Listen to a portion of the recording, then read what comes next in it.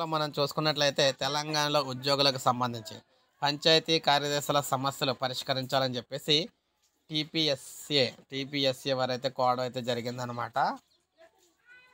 తమ సమస్యలను పరిష్కరించాలని తెలంగాణ పంచాయతీ కార్యదర్శుల సంఘం టీపీఎస్ఏ ప్రతినిధులు పంచాయతీరాజ్ గ్రామీణాభివృద్ధి శాఖ కమిషనర్ సృజననైతే కలిసి వినతిపత్రం అందజేశారు.